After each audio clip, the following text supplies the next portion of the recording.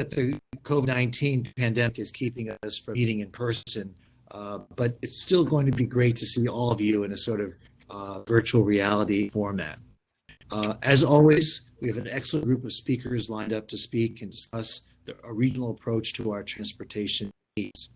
I'd particularly like to thank Greg Lindsay of Cities for joining us to talk about the future of mobility, and Scott Smith of Phoenix's Alley Metro to speak on the role that public-private partnerships can play in a regional transit network. As the title of this conference states, the communities of Miami-Dade, Broward, and Palm Beach must work together on solutions to keep the economy moving.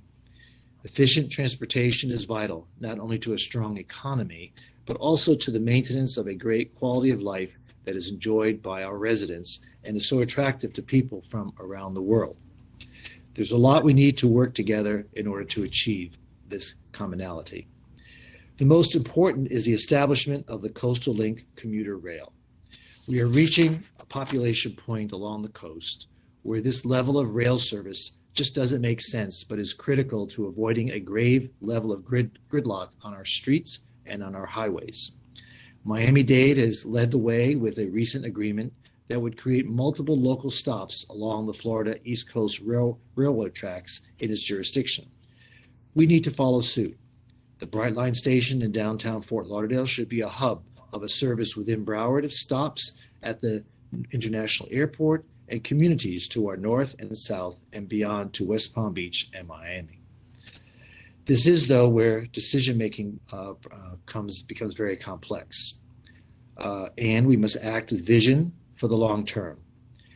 You see, if we start adding trains to the line, a choke point will start to exist with the commuter rail, the crossing at the New River. We simply cannot have increased rail traffic over this old bridge, as the impact on our important maritime industry would just be too great. The designs that I've seen for a new bridge are just unacceptable. I do not want to cleave our community in half, which is exactly what a bridge would do, because a bridge not only spans the waterway, but it would have to, rise would have to be built both north and south of the New River. It would completely decimate our growing downtown environment. I don't want our efforts to create an upscale downtown that's going to now be marred and a new government campus left oddly out of place against a generic high-rise train trestle. That's why I've advocated a tunnel. It would be the best solution with the long-term view of downtown in mind. We need a better examination of the feasibility and cost of such an undertaking rather than just a simply back-of-the-napkin thoughts that we're working from today. In addition to just the impact it would have on the growing downtown, also keep in mind that this track would also, if a bridge is built, would also create a permanent divide between the east side and the west side of our communities. This has been something which our communities have faced for a long time, and it would permanently implant the segregation of the past, which we continue to try to avoid. So beyond the coastal link, there are other transportation solutions that we need to move forward. For instance, the city is in a push to create rapid transit loop downtown using one-way pairings on our Andrews Avenue and Northeast 3rd Avenue corridors. This would provide an important transit option to the increasing number of people living in the downtown core, so they would not need to drive their car between work, home, and other nearby destinations such as the grocery store or the drugstore. Also, we need to find dynamic answers to the commuter congestion into downtown Fort Lauderdale. That traffic coming from the western suburbs along such major streets as Broward and Sunrise Boulevards, nothing should be off the table, from reversible lanes to finally synchronizing our traffic we've been demanding for so many years. With the passage of the 1-cent transportation sales tax here in Broward, we have a good source of funding available to tap for in order to accomplish our initiative. Ensure that money goes to substantive projects that offer long-term solutions that our transportation needs, rather than band-aids just to satisfy people's expectations for the moment. Fort Lauderdale has proven itself to be a leader when it comes to public-private partnerships. We built a world-class soccer stadium with David Beckham's Inter Miami team in a record time, avoiding red tape that normally would have added years to the effort. We've done the same with the Florida Panthers and the future of War Memorial Auditorium. Let's put that spirit of entrepreneurship to work to achieve great things now in the realm of transportation. The popularity of our region continues to grow, but so does the congestion. We cannot sit on our hands and do nothing. So the time to act is to act now. Thank you so much, and good luck on the rest of today's presentations. Thank you, Mayor. Appreciate your comments and your sponsorship. Now, the next panel to the stage. Panelists, you will be invited to turn your camera on. As they come onto our stage, I'd like to introduce them. We have Commissioner Oliver Gilbert, Chairman of the Southeast Florida Transportation Council, Keith Koenig, owner and CEO of City Furniture, and Pamela Rausch, Vice President of External Affairs and Economic Development for Florida Power and Light. Guess I'll just give everyone a quick moment to jump on here. Good morning. Nice to see everyone. Good morning. Keith, maybe we can hear you. We're not able to see your face, but that's okay as long as we can hear you. I don't have a clue why I'm getting a green screen here, but so I'm delighted to be here. And would you like me to at least start off with a few comments? Oh, I'll actually ask you some questions. Okay, but we're very glad we can hear you. I'm going to start with Pam. As a large employer, how important is mobility, and why must the private sector take a more active role in advocating for regional transportation solutions? Julie, thanks for that question, and good morning, everybody. It's great to be here virtually. For those of us at FPL, we're headquartered in Palm Beach County, and innovation has really been the key to our success as a company. And I think most in the private sector would say that we're in a disruptive society today, and that innovation is so important to moving forward. I think that's been the basis of our clean energy directive and why we're leading the industry there. And we credit all the success we've had with innovation and moving forward with the diversity of our workforce. And that diversity means everything. It means diversity of thought, skill sets, backgrounds, race, gender, you name it. And to have that diversity and to work in this disruptive industry, we need to be able to attract employees from all over our region. And in fact, we're a statewide company. We serve half of Florida. We have over 5.5 million customers. And mobility is extremely important.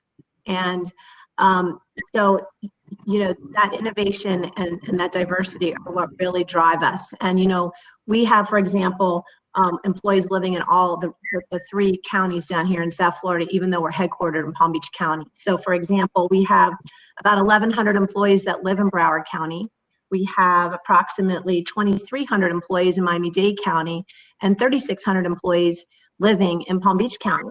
With that said, actually where their work locations are, 660 employees working in Miami-Dade County, 2,700 in Miami-Dade County and 4,900 in Palm Beach County. So you can see that mobility is so important today to our company. And we know that's true for others as well. When Amazon, as we all know, was considering South Florida, they were very clear. They were not looking at just Miami-Dade or Broward. They were looking at the region and the ease of mobility of employees coming from all regions of the state to work there. So from a private sector, we know it's really important. We also know it's really important for economic development. We know that's why the Brightline system has been so important to help the regional mobility in our area. So it's something that we've been focusing on for a long time. It's important to us today, and we know it's going to be even more important to our company and to other companies in the future. Awesome. Thank you, Pam. One of the objectives of today's conference is really to make sure that both the private and the public sector are collaborating on this topic. So your answers are spot on. Thank you so much. From the public sector perspective, Commissioner Gilbert, as chairman of the Southeast Florida Transportation Council and a county commissioner, why must we think outside of our counties or our particular cities into the broader region? And what is it going to take for us to move the needle on regional collaboration? Well, first, Julie, let me say thank you for having me. And let me thank, the mayor of Fort Lauderdale. Thank you all for hosting this. This is very important in the chamber in Fort Lauderdale, because far too often we've addressed these conversations in silos and they're geographic silos. I think that this is important, and our thinking outside the box is important because our residents and businesses already think outside the box. Look, you just heard from Pam, and what she basically was saying was, yeah, we're statewide, but we have employees and we service people throughout this entire corridor. So movement is money. But our residents, if you just talk to them, you know, they'll socialize and work in Dade County, but live in Broward or Palm Beach. They'll need to go to Palm Beach. We're actually one community, even though we're 3 different counties. And so because our residents and businesses and visitors all think like that, we owe it to them to actually work together as governmental entities and the private sector to actually create a transportation reality, a transit reality that matches their expectations in the lives that they have to live. This connects us in ways that we can't begin to think about. It connects us in ways that brings more people here. It starts more businesses. It increases commerce. It takes us out of traffic more often. Listen, if you look at the 3, sets of documents from the 3 TPOs, our 2045 plans, when they all come together, what they create is something that doesn't just speak for Miami-Dade County. It doesn't just speak for Broward County. It doesn't just speak for Palm Beach County.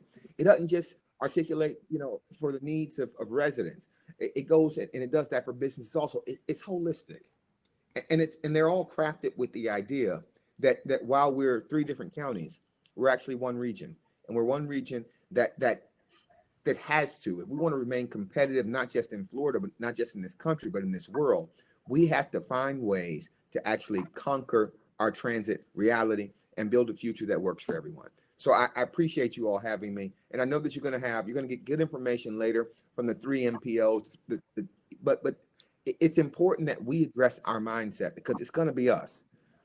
Our residents don't see the box. They don't live in the box. So let's eliminate the box. Thank you. Thank you so much, Commissioner. Now we just need all of our commissioners in the county to have that same amazing mindset. Thank you. Keith, as CEO of City Furniture and the chair of the Broward Workshop, why do you value mobility solutions for residents, the workforce, tourists, consumers? How does transportation fit into our economic priorities from your perspective? Well, thanks, Julie. Clearly, the business community speaks with one voice, and that is to have enhanced mobility for our workforce, for our consumers, for everybody in South Florida.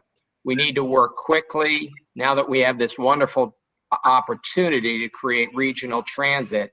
We need to work quickly so that we enhance the mobility options for people to be able to get broader range of jobs available to them, and so that consumers can travel in more efficient ways. So the business community is pretty clear about that.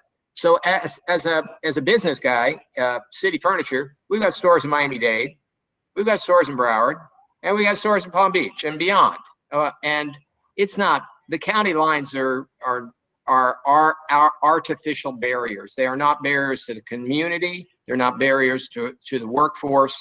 So we need to speed this up as quickly as we possibly can. I am delighted that we're all here today talking about this important topic. Thank you both. Thank you to all 3 of you for joining us. It's a privilege to have 3 regional leaders talk about how important this is on the front end of our program. And we thank you all very much and look forward to having you continue to stay involved in dialogues moving forward. Thank you very much. Thank you. Thank you.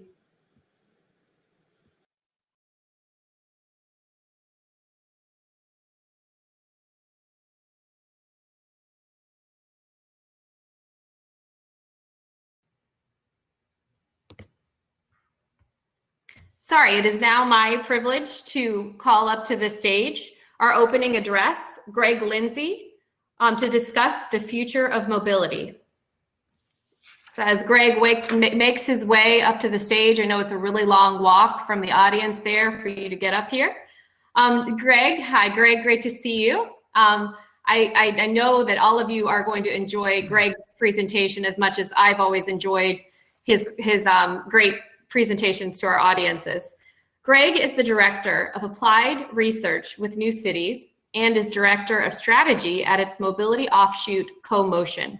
He is also a non-resident Senior Fellow at Atlantic Council's Foresight Strategy and Risks Initiative, a Senior Fellow at MIT's Future Urban Collectives Lab, and a visiting scholar at New York's University's Rudkin Center for Transportation Policy and Management. So great to see you, Greg. And I'll see you guys in a little bit. Thank you. Thank you so much, Julie. It's a pleasure to be here with all of you today. Before I show some slides in a second, I just want to especially take the time to call out our friends in Southeast Florida. One of the things we do at Commotion, which is our mobility conference arm of New Cities, is we hosted our inaugural Commotion Miami Live virtually this summer, and great working with great partners like Miami-Dade's Alice Bravo and her deputy Carlos Cruz Casas. So we very much are engaged in this conversation with you about the future of transportation in Southeast Florida. But today I want to talk a little bit more broadly about some of the big trends that are out there. I think Dean and others in the panel we just saw covered some of the great local issues, and I'd like to quickly walk you through, hopefully in a fizzy way, some of the stuff that's happening beyond Florida and the trends that are going to be shaping going forward. So let me see if I can fire up my slides here on shared screen. Let's see. Oh my, that's like infinite screen sharing there. I might need some technical assistance here. Let's see. Can you see my presentation now? There we go. All right, we'll get this up in front. Let me pull this up here. Pardon me. Every day is a new platform, to say the least. All right, great. So you should see the future of mobility, and that, of course, behind you is Futurama, the 1939-1940 World's Fair exhibit that introduced 75 million Americans to the future of mobility, the highways and interchanges that we then built in the era after World War II. And we stand, I think, at a similar moment here, a similar inflection point about where we can go with the future of mobility in the United States. So quickly, just touching upon, obviously the pandemic, of course, has disrupted every trend, as we all know. This is some data ongoing from Apple Mobility Data Trends. So this is basically not a map of actual travel, but of travel demand searches on their platform. And as you can see, in the case of Miami, for example, that, just like cities across the country, transit usage is way down because of the extremely unfortunate, pernicious myth that, that mass transit is a super spreader medium. We have the data from across the world, New York, London, Paris, Tokyo, reporting almost no major outbreaks on any public transportation form. And yet people, of course, to feel secure, are staying away. They are walking and they are driving. And of course, as we enter into second wave here, we're seeing declines yet again after rises over the summer. But it points out sort of the how quickly we can change our habits and change the world through our choice of mobility. And I think of the spring, for example, in April, there was a paper that came out from Nature that showed that global carbon emissions dropped by 17% in a single month as we entered into the initial lockdown phase of the pandemic. Of course, the bad news there is that we had to just temporarily destroy 40% of US GDP to do it. But it underscores how quickly we can make that change. It also underscores, the opposite has been true too over the last 10 years. This is a graph from the International Energy Agency showing that just the transition from owning cars to SUVs and light trucks, which now comprise about 75% of new US auto sales, that has been the second largest driver of carbon emissions over the last decade, ahead of aviation, which typically gets the blame, ahead of everything except power generation. So we can see that, that these changes in behavior, as they scale up, become very significant indeed. And so, as I said, Futurama here was this is the sort of, what we put into motion over the last 80 years, thinking through what this vision of mobility could be. And this is why we need to think about new visions and imagine new ways of moving around and new development patterns around it. And that's why I'm going to walk you through, I think, some of the trends we're seeing here, because to quote, William Gibson, the famous science fiction author, the future is always already here. It's just not evenly distributed. The trick, of course, is to find those weak signals and find out those trends and identify which ones will be significant. So I'm going to quickly walk you through those this morning here. Let's start with electrification, of course. Now, one of the other oddities of early lockdown, of course, you may remember that weird, strange moment in April when the future price of oil briefly traded for negative $36 a barrel. And that's the stonks meme if you haven't seen it online.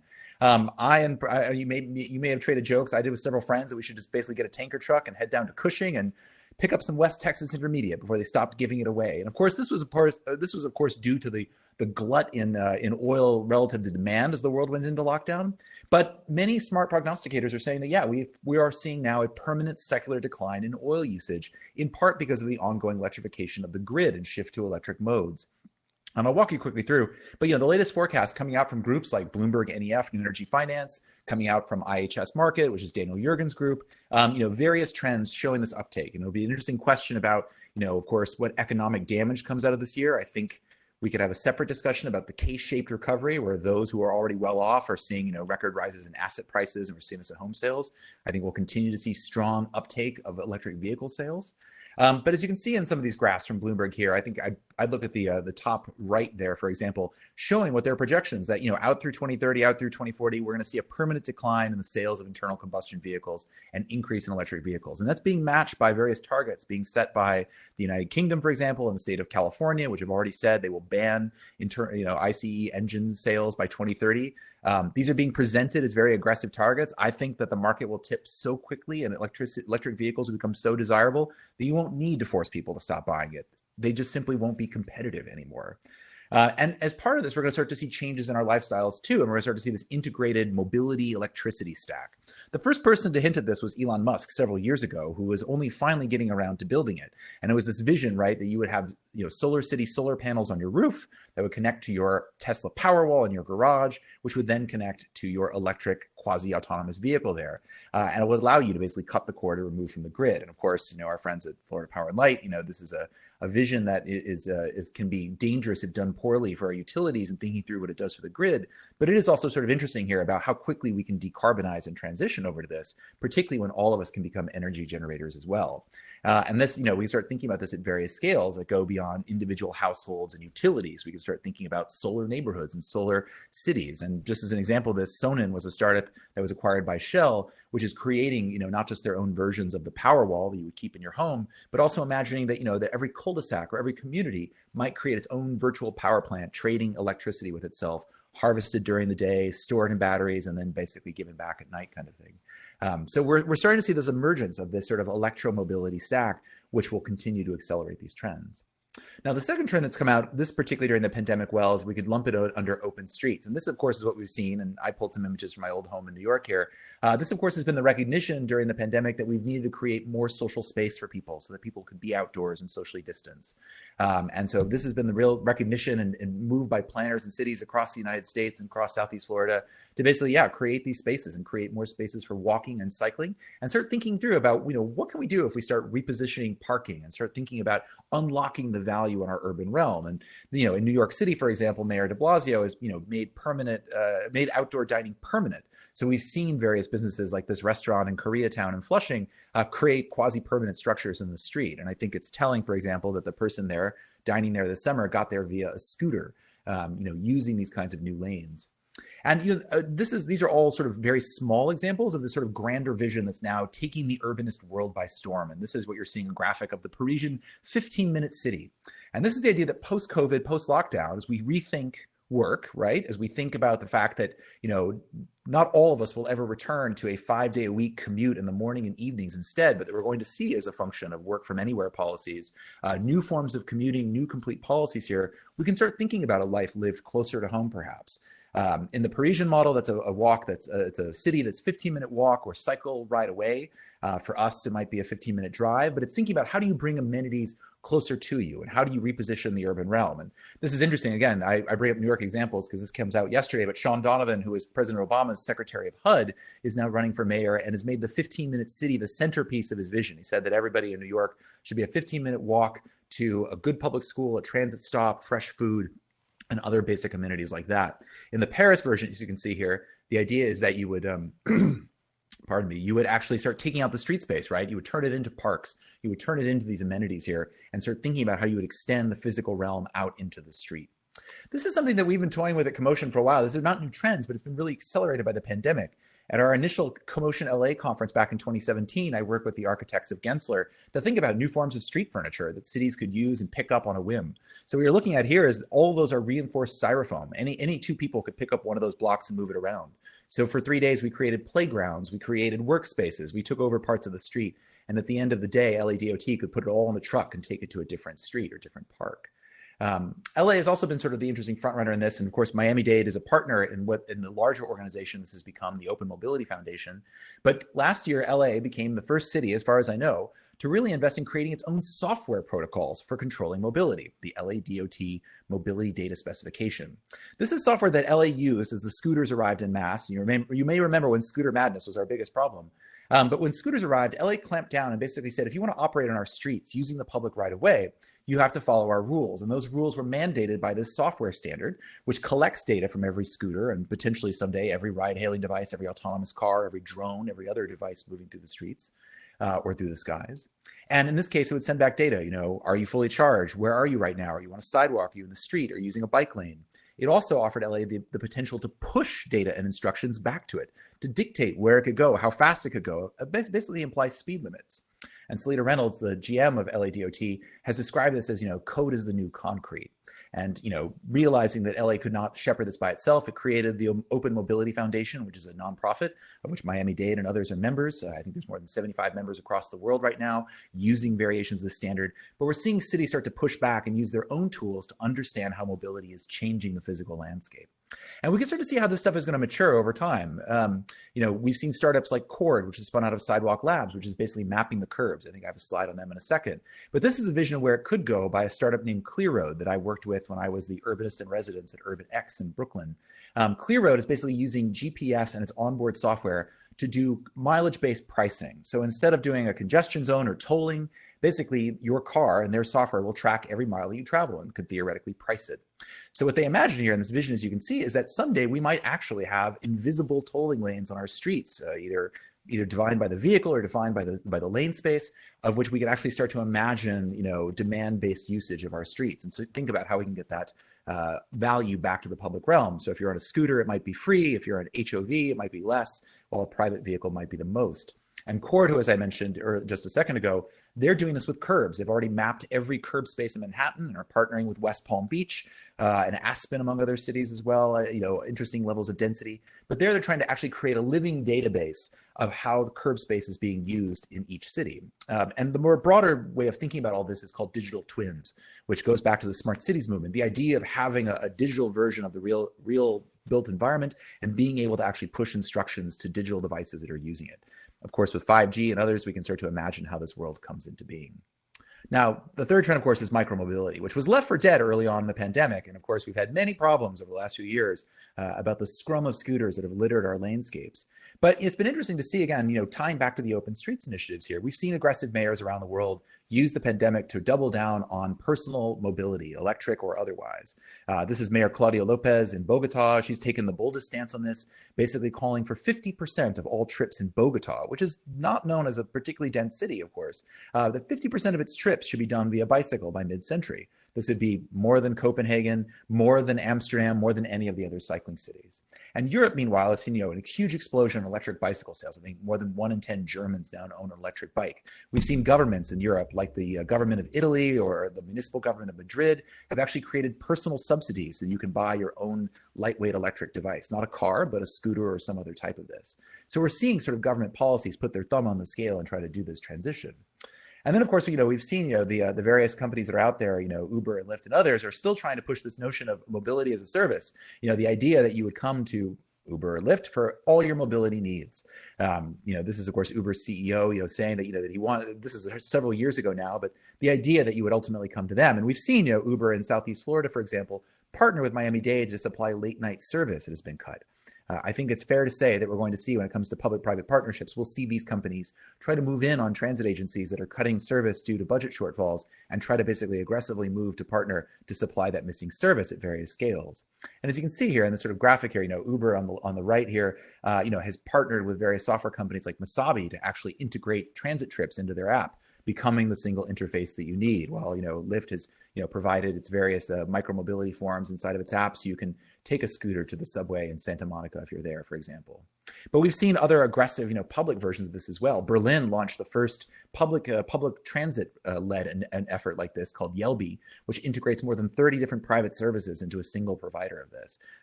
We've seen WIM in Finland and others. Uptake has been less than expected. It takes a lot of behavior change to get people away from this, but we're still seeing these incredibly diverse, rich offerings increase by the day. And I touched upon, of course, electric bicycles earlier here. In the United States, it's been slower to catch on here because, of course, our cultural versions of what we think cycling is and what it says about you. But it is interesting to see that companies like Van Moof and others are producing what are equivalent of luxury bicycles now. This notion we're seeing in the micromobility market, just as we've seen in cars, striations in the marketplace. This is the equivalent of a Mercedes or a BMW versus the Honda Civic that might be the humble electric bicycle. We've also seen micromobility providers like Spin, which is owned by Ford, start to partner with real estate and think about alternate business models. So Spin has created Spin Hubs in conjunction with commercial real estate partners to basically offer its scooters as an amenity and also to dock them and prevent those kinds of problems that others have seen. So it's interesting to me to think about, the notion that, particularly when we go back and we are rethinking the value of commercial real estate assets at various scales because of all the changes in the pandemic, that we could see, this notion of mobility as an amenity to help you get around and basically sort of choose a local workplace from your home, perhaps, instead of commuting halfway across Southeast Florida. And this is before things start to get a little strange. So Segway 9bot, which supplied the basic technology for scooters, announced last year that they would build an autonomous scooter. They wouldn't even be the first. This is Scootbee in Singapore here, where they built a 3-wheeled autonomous scooter that's capable of following traffic lights. And if you go to Atlanta right now, Peachtree Corners, you can see Tortoise, which basically supplies systems to make scooters autonomous. So I'll cover this in a second here, but we can start to see how these new forms of micromobility, and as they evolve, can start to reposition themselves, that wherever you are, you can summon something to come to you and then ride it away. Now, I'll get back to autonomy in a moment, but of course, the fourth trend, this has been one of the huge ones driven by the pandemic, has been the increase in delivery and the huge changes in retail.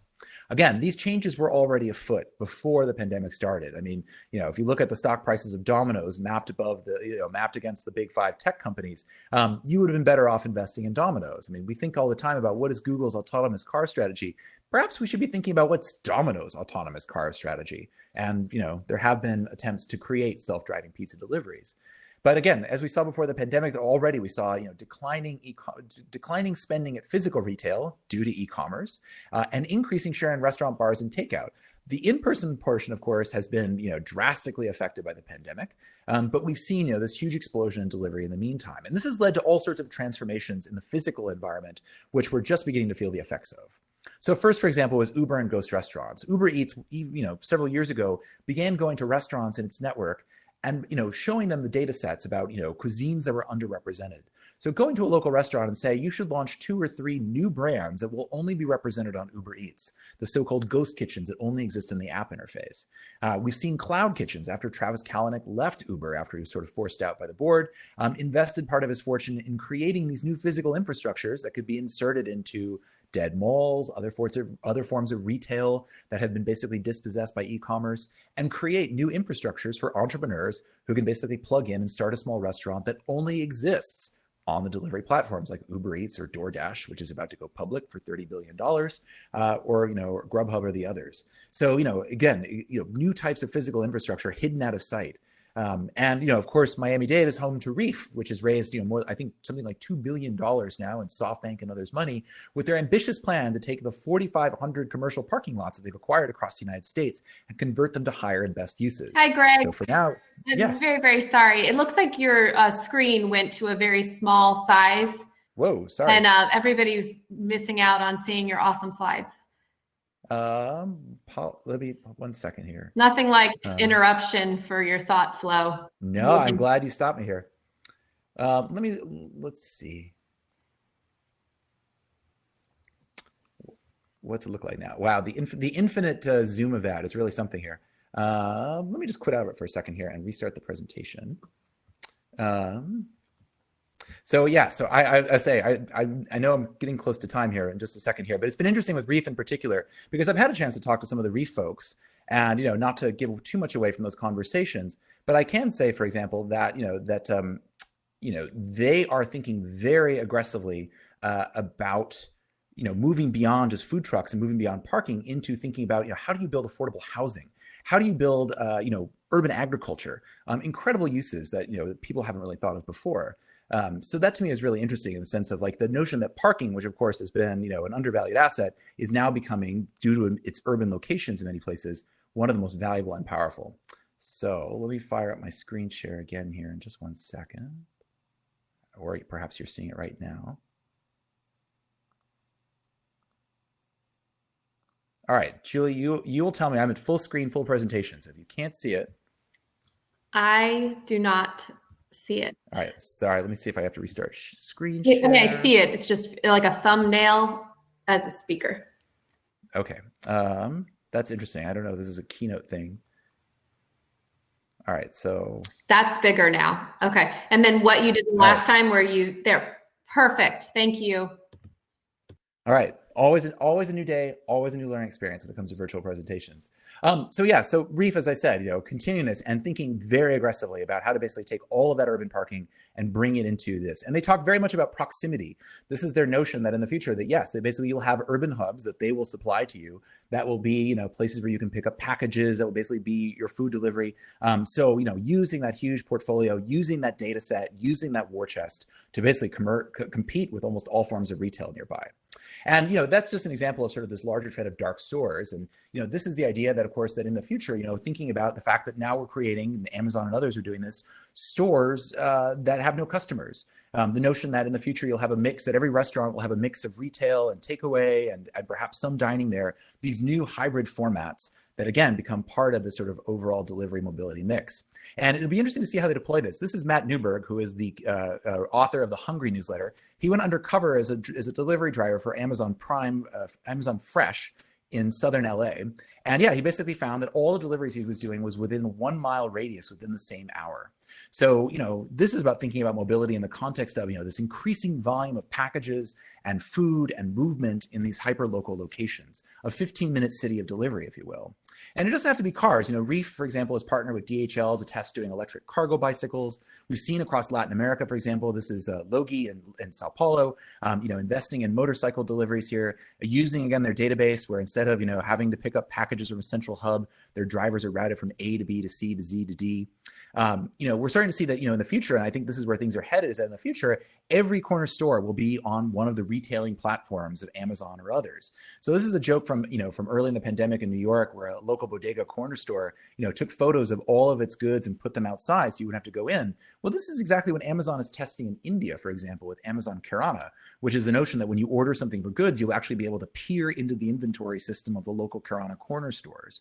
So we can start to imagine increasing delivery dispatch coming out of this. In China, Alibaba is trying to partner with 8 million mom and pop stores to basically use its AI and data analytics to basically power the same sort of thing. So, as we've seen with e-commerce, just as a quick summary of this is, 15 years ago, it was overnight delivery from big hubs in the center of the country. Then it was large warehouses on the outskirts of our cities. Now it's becoming warehouses in the center of cities by Amazon and others in dark stores. And the next trend will be to actually have the stores and the platforms themselves, all of which contribute to this ongoing delivery. And at the other end of this, we're seeing Walmart and others, as part of their delivery services, are actually sending their workers into people's homes to deliver it into the fridge.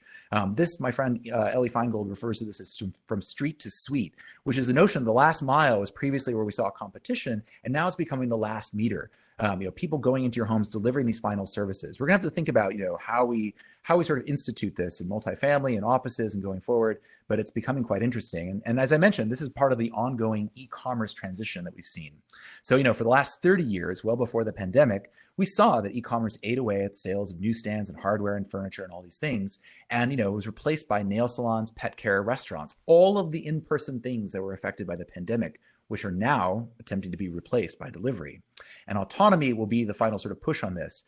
Thinking about, once these services become autonomous and come to us, will they cause our cities to be centrifugal or centripetal? Meaning, will the ability to do more stuff in under an hour in the center of Miami or in the center of Fort Lauderdale cause people to flock to the urban core? Or, as we're seeing during the pandemic, will that allow them to actually flee further to the edges of cities because stuff will come to them? Billions of dollars are already being placed on these bets. I was just reading, for example, about Wonder, which is a new startup that has over $1 billion valuation backed by the CEO of Walmart, that is attempting to do fine dining delivery to the American suburbs. They're testing in New Jersey right now. So we're going to see how this sort of shakes out. And perhaps it could be both. We could see concentrations at either scales. But autonomy is going to be the final trend that I think will pour the gasoline on this particular fire. And I'll try to make this brief. Several years ago for New Cities, I hosted a conference at the Googleplex where Astro Teller, the captain of moonshots who originally oversaw their self-driving car program, which became Waymo, gave this crazy talk. And this line stood out for me here. We might need self-driving buildings as well as self-driving cars. I think he was totally right about that in the sense that autonomy is not about a self-driving SUV. That's the horseless carriage of autonomy. Autonomy is about a set of capabilities that are shrinking and basically falling in price all the time. The kind of LiDAR system, laser radar, that autonomous vehicles usually need cost $75,000 more than a decade ago. Today, those systems ship standard on the iPhone 12. Every iPhone 12 comes with a LiDAR that was being used, that could have been used to test autonomous vehicles a decade ago. So now we're seeing, incredible new collaborations emerge and new forms of autonomous infrastructure. And China, of course, is on the front wave of this because of their own recovery from the pandemic. So I had the CEO of Neolix on a webinar earlier this spring. They've just partnered with KFC to actually start doing contactless fried chicken delivery in China. They've partnered with others, with Meituan Dianping, which is the huge delivery giant, to think about creating completely contactless restaurants. And they're the first ones, this is one of their graphics I've seen, where they are attempting to finally subvert the classic laws of real estate, of location, location, location, by using their data set and using their autonomous vehicles to send stuff to the people. So instead of bringing people to your doorstep, what if you just go to them? Here in the States, Neuro's raised nearly $1 billion to do this with their own types of autonomous vehicles that can navigate mixed lane traffic. In the UK, we've seen Starship and others have designed theirs to basically navigate sidewalks and bicycle lanes. So we can start to see, thinking about, repurposing parts of our streetscape for this delivery landscape. And that's, again, just scratching the surface of how weird this can get. Robin Chase, the founder of Zipcar, has described all of these things as RATs, retail autonomous traffic services. And I thought of that. I thought of this image because, in New York, again, where I spent 20 years, there when union workers are angry with their employers, they put up these inflatable rats to shame them. And there's now laws you can't put them on the sidewalk. So they put this one in a truck bed. Well, it doesn't take much to imagine that, one future of autonomy is all sorts of incredible sculptures and things and billboards and all sorts of autonomous things navigating our streets, advertising to us, selling to us, delivering to us, stuff that looks way beyond the average car. And just as one strange example of this, someone's already invented, for example, an autonomous trash can. So, imagining a can that can basically trundle itself to the curb. This is the kind of future that we need to be thinking about, I think, in many ways. We focus overly on, vehicles carrying us down highways at high speeds, but really in the very near term, in the next 10 years, we're going to start to think about how the pandemic and its hygienic-driven impulses are going to push us more and more towards contactless stuff. So as a final thought on this, I leave you with Cedric Price, the architect. Technology is the answer. What is the question? And that is the question for all these technologies. How do we want to live? What kind of policies do we want to pursue? What are our ultimate aims when it comes to equity, equality, and quality of life? Because all these technologies will help us get us there, but it's how we structure them, how we deploy them, and how we partner with them. So with that, thank you very much. Thank you so much, Greg.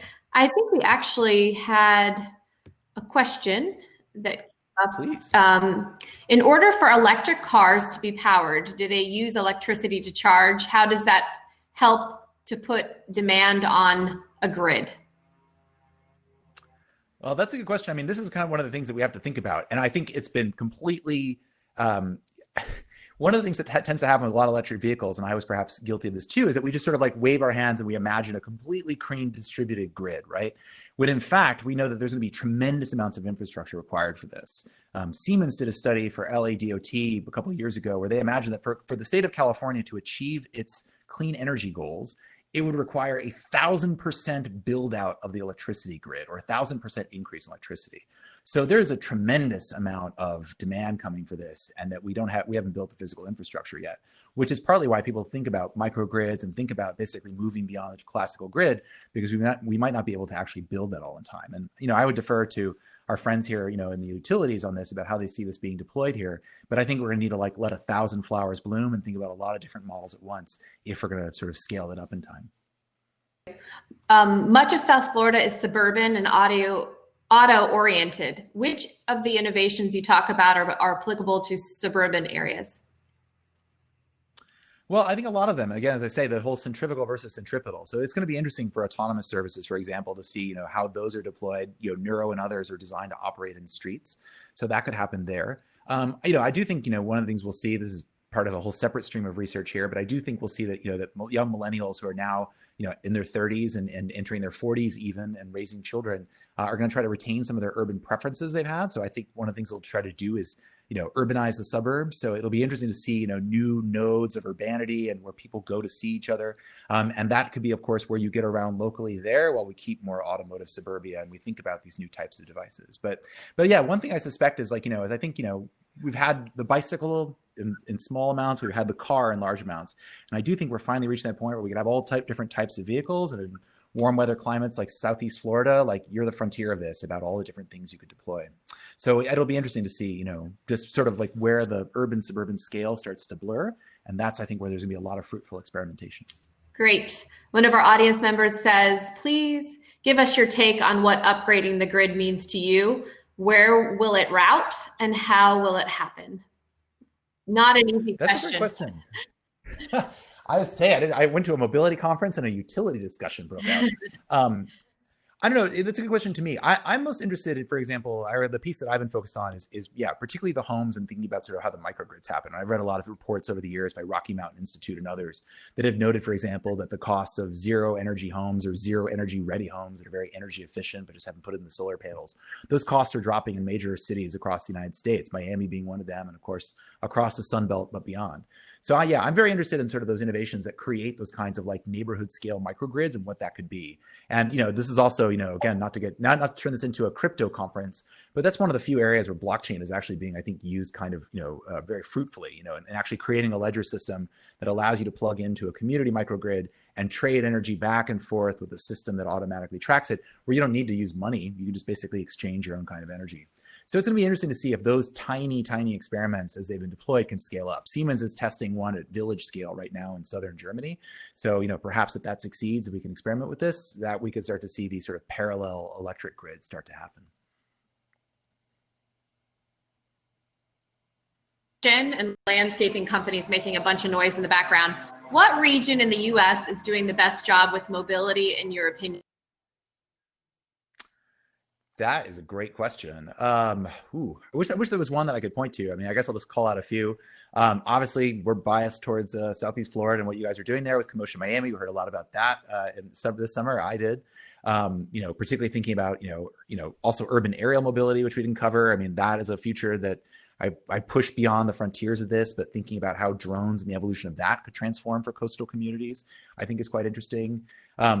Again, LA has been very aggressive with what sort of how they've tried to regulate mobility there. I mean, I come back to LA a lot in the sense of, that they're investing heavily in public transportation and mobility in general with Measure M, voting to tax themselves to make those investments while also moving aggressively on a lot of these new technologies. So I would look at them. And then of course, the hotbed of autonomy, in the States remains sort of greater Phoenix there. That's where Waymo is doing the first actual robo-taxi pickups with no safety drivers, just actually having autonomous vehicles out there. So it'll be interesting to see, what they continue to learn from that and continue deployment there. They also, for example, I wrote a piece on how Waymo is using their vehicles to do pickups from UPS stores and taking it to local hubs. So they're thinking through the sort of freight cargo and how that starts changing our urban environment. So there you go. Southeast Florida, LA, and Phoenix. Keep your eyes on those. Awesome. Thank you so much. And with that, we're at time. And I must say the questions are pouring in, which means I will definitely be thinking about inviting you back to South Florida for some organization's event in the future once we can have folks in person again. So thank you so much for joining us, Greg. Best of luck with all of your research and information as we navigate this crazy world. Appreciate your participation. Thank you so much, Julie. Thank you all so much for having me. I can't wait to see you all. Awesome. Thank you. I'd like to now call to the stage the Regional Vision Panel. And while we're waiting for them to come up, I would like to introduce the moderator, Stephen Abrams, who is the Executive Director for the South Florida Regional Transportation Authority. So just give them a moment to come to the stage.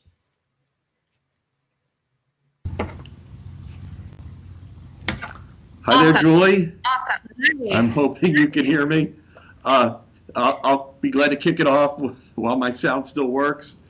We're going to hear from the three executive directors of the MPOs in our three different counties. Good. Okay. You'd think as executive director myself of the South Florida Regional Transportation Authority, I'd be the only speaker you need to hear from at the South Florida Regional Transportation Summit.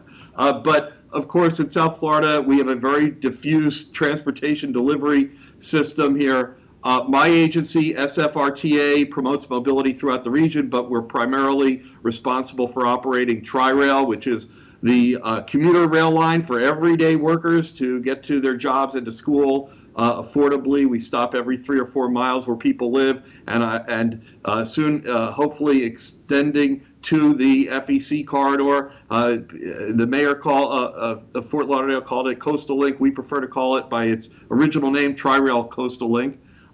So we have the three MPOs. each county has an MPO that's created by federal law to plan our regional transportation network. They forecast our needs and identify the funding sources. Their governing boards consist of county commissioners and city elected officials in each of the 3 counties. They've prepared a PowerPoint that they will go through seamlessly, just like our transportation network. So in order, we have Greg Stewart, Broward MPO, then Eileen Bouclé, Miami-Dade TPO, same agency, just trying to confuse you a little, and Nick Uren, Palm Beach TPA, also same agency, really trying to confuse you. They do all the same work. They're all really good at it. These are the transportation gurus of South Florida. If you have any questions, leave them in the Q&A box, and we'll figure out how to get to the panel. So with that, I'll kick off with Greg Stewart, Broward MPO. Much, and it's exciting to be here, and it's a great day. This is a Chamber of Commerce moment for all of us with this type of weather. The Miami-Dade, Broward, and Palm Beach Transportation Planning entities come together as one under the Southeast Florida Transportation Council. We call that SFTAC. One of the things that Steve knows in the transportation industry is we come up with acronyms for everything. But if you look at Southeast Florida, our transportation system is actually fairly balanced. Our waterways, our roadways, our rail system is pretty even, minus a little bit in Broward as far as the number of rail miles. Next slide, please. When we talk about the 3 MPOs working together as SFTAC, this is an area that we actually get revenues that are generated here in Southeast Florida from gas tax and other taxes. They go up to Washington, D.C., return back to Tallahassee, and then ultimately get prioritized by the MPOs for our partner agencies to implement transportation projects in our region. What does our region look like, and what is that going to be for the next 25 years? And that's going to be super important. The slide is disappeared. Sorry, a little louder. I need to speak louder? Yay!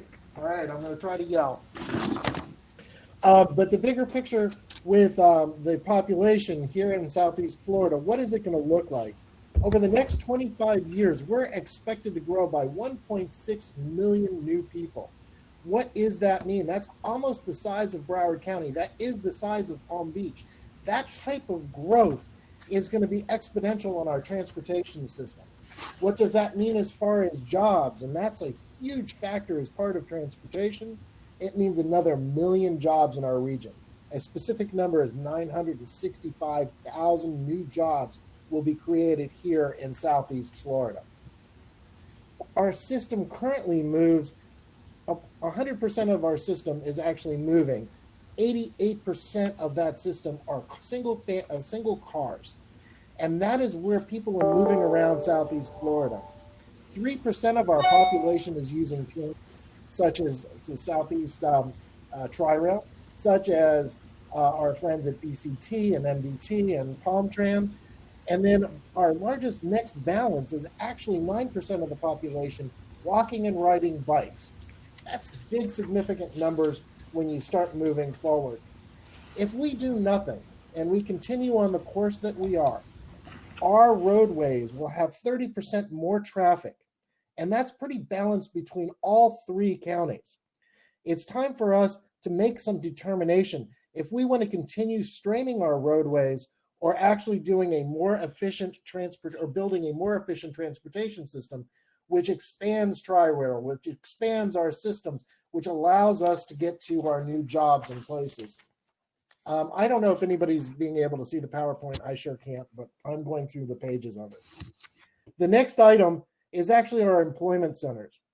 And unlike most regions in the state of Florida or this country, we have 26 major employment centers in the 3-county area.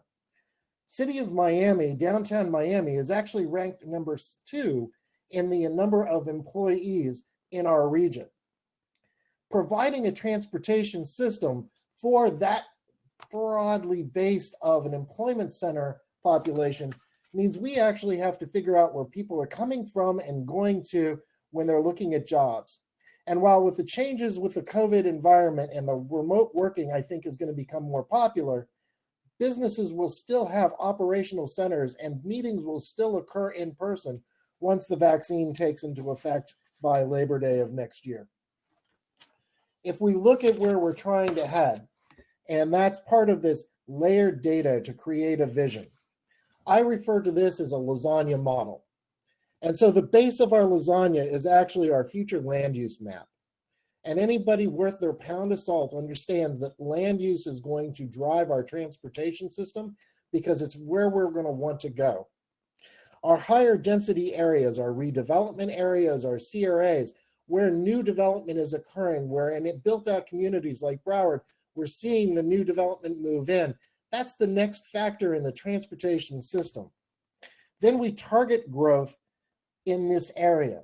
And we recognize that these targeted areas are where people will appreciate additional densities because that allows for attainable housing. It allows for new uses in built out areas. And ultimately on the top of our lasagna is our transit and transportation system. And this I like to refer to as our vision of 2100 because that top, that crust of the lasagna is what draws you to dig deep to understand what our transportation system would look like. That is what brings us all to the table together. And then finally, we look at our Vision 2100, and in Broward's case, we have an idea of where we need to go. We have been looking at the electrification, quantum computing, artificial intelligence, housing, retail, environmental issues that are going to be facing our communities here in Southeast Florida from today through 2100. Our vision includes a transit component. Inside that component are 14 corridors that link and complement the Miami-Dade SMART Plan. It connects into Palm Beach, and then it builds on that vision of creating a smart region. And as we build that region together, my colleague in Miami-Dade, Eileen Bouclet, who's speaking next, is going to be talking to you about how light rail, how BRT connects from that region in Miami, that smart plan, into our smart region. Our plug and play model that we have here in Broward with the 14 corridors connecting into the 12 corridors in Miami-Dade will ultimately build a connected region that will allow us to move seamlessly, whether it's on heavy rail that Steve was talking about for Tri-Rail Coastal Link, light rail, which may connect the airport to downtown Fort Lauderdale, and then out to the Sawgrass area. Maybe we're also looking at autonomous vehicles on direct tracks, bus rapid transit and bus transit in dedicated lanes, along with all of our pedestrian and bicycle facilities that we need to build that smart future. And with that, I'm going to turn it over to Eileen, and you'll take the rest of the presentation, and I hope you can see it on the screen. Well, good morning, and thank you very much. Thank you, Greg. Thank you for setting the stage for all of us. It's a pleasure to be here on this panel, colleagues, as well as Steve, talk to you as a region this morning. I do have a slide, and as it comes up, I'll just be, it's part of the presentation. I don't know if you can see it or not. Maybe Nick can give me a thumbs up. Can you see my slide? He can see my slide? Excellent, thank you. So the SMART plan and the SMART is not just for Miami-Dade County, but we also refer to that as the SMART region. The reason why we refer to it as a SMART region is that 4 of our 6 SMART plan corridors are regional and connect north and south of Miami-Dade County, so stretching from Monroe County to Palm Beach County. In addition to that, we have a connected network of bus rapid transit that we envision for the region, which will be operating within either the inside shoulders or managed lanes or express lanes that are interconnected along our region.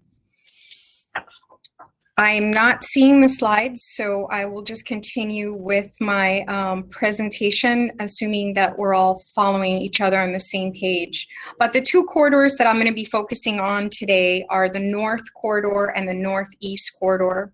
The North Corridor and the Northeast Corridor are very strong regional corridors, and unanimous resolutions as a region, not just requesting the state to designate our regions here as strategic intermodal system as part of a statewide strategic corridor here in the region, but also because we understand that the growth in population and employment along these corridors benefit the region and have a significant impact region-wide.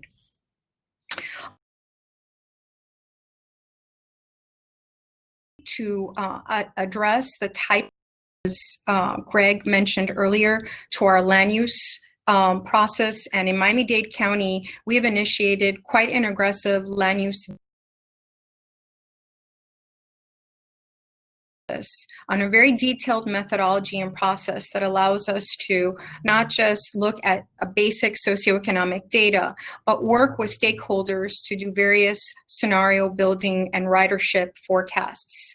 We call this land use visioning, and based on specific input and out from our outreach efforts from stakeholders, including developers, residents, and visitors, we get to capture the image along these corridors. So as I'm not able to see the presentation, I'm just assuming the slides are progressing, but we want to focus along these corridors, not just on the technology choice, but also the station area development intensity and spacing of those stations. And in a few minutes, I'll be sharing very short video clips on our 2 regional corridors, so you can see in the southernmost point of these projects here in Miami-Dade County where those stations are located. But generally speaking, the station area and intensity and spacing is directly linked to the type of technology that you're considering along the corridor. And the 3 main technologies that we've been coordinating are the heavy rail, light rail, and also bus rapid transit. So we have the intensity of development around the stations into 3 major groupings in our region. We have regional, metropolitan, and community station area development, transit-oriented communities. Able to very effectively work with our type of intensity of development is appropriate at what points along the corridor. So not just in the region, but here in Miami-Dade County, we have examples of all 3 types of transit-oriented communities, from the highly concentrated regional downtown core development all the way to your community-based development and intensity. As we progress in the presentation, I hope that you're seeing the slide of our Northeast Corridor resolutions. Maybe Nick will give me a thumbs up if he's seeing that slide. Thank you, Nick. So as you can see here, our 3 MPOs, not just as our regional MPO, not just CEFTEC, and also not just Steve Abrams joining us as the 4 executive directors, but just collectively as a region, we've come together and we have stated that the Northeast Corridor is one of the most critical regional corridors that we have. And I'm going to share a video link, and I'll wait for Nick to give me a thumbs up when the video link starts for you to see the station locations in the southernmost section of the Northeast Corridor and the resulting land use visioning.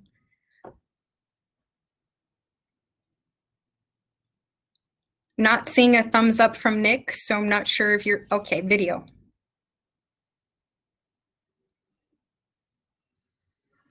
Eileen, on my end, the video is playing, but there's no audio coming through. Okay, so if the video is playing, I can't, well, at least you can see it. I can't see or hear it, but if you're able to see the video clip, you can see the layout of the Northeast Corridor across the region, and more specifically, the stations that recently the Board of County Commission adopted or voted to pursue to the next phase to try to identify the development of specific stations here in the Northeast Corridor here in Miami-Dade County.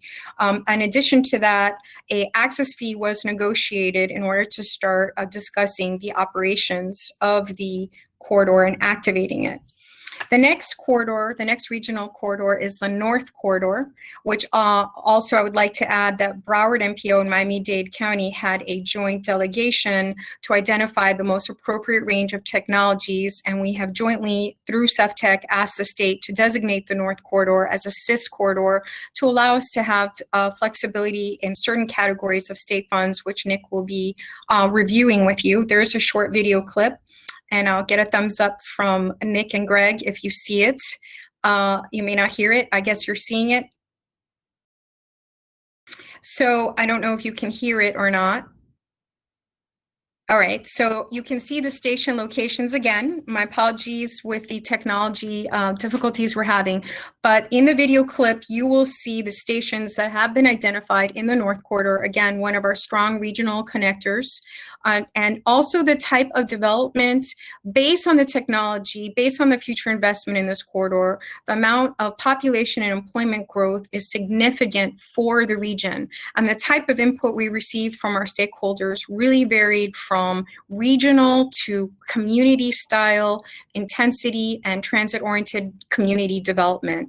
So we are basically working right now very closely with the county to evaluate proposals to advance this corridor. On the next slide, you'll see our major milestones of the SMART plan at the various stages, including the locally preferred alternative. And then I'll ask to go to the last slide, which is the finance slide, before I turn it over to Nick. Just for everyone to see the finance plan, just in the southernmost portion of this region, the type of needs that we have for funding.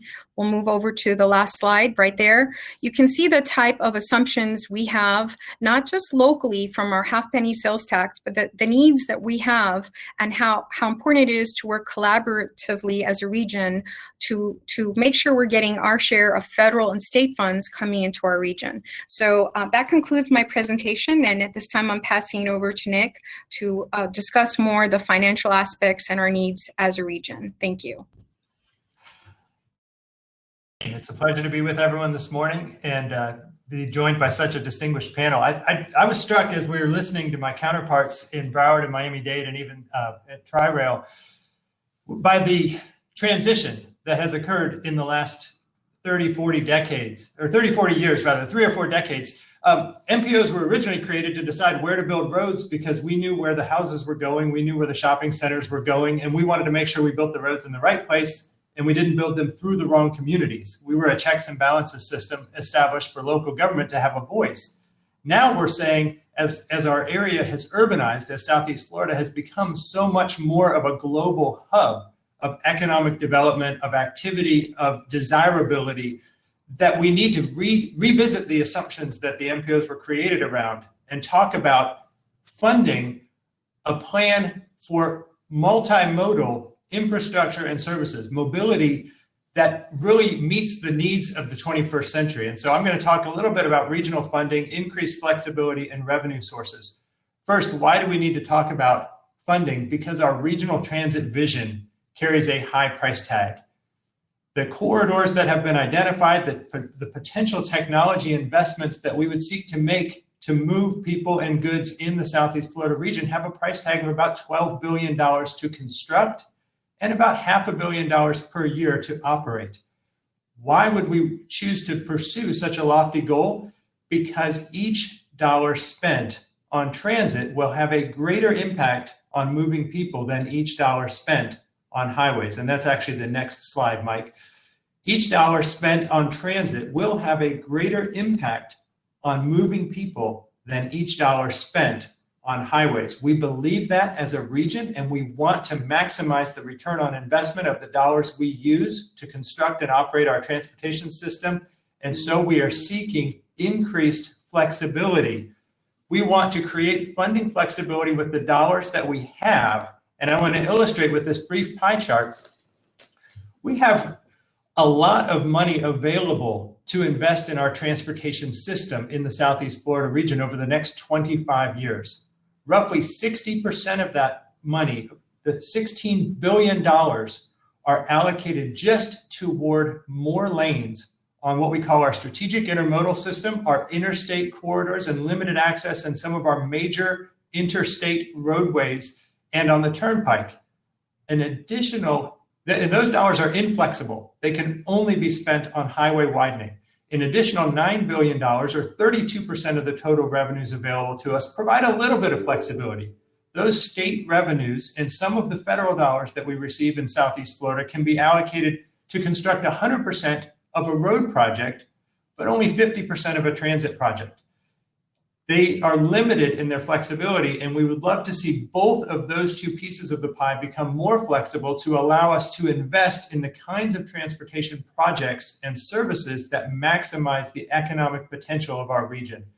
The last portion of the pie chart, the $2 billion, is the 8% of the total is 100% flexible.